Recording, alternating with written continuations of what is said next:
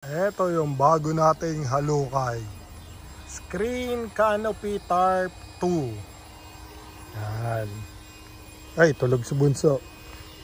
Ang nangyayari dyan, bumubukas yan. Lahat. Tapos may screen din siya. Tulad din ito. Yan.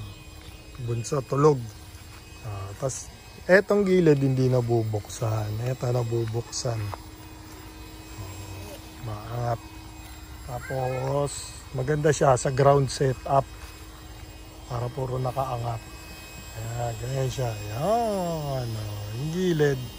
Ganyan itsura niya sa magkabilang gilid. Tapos nabababa yan. Lahat.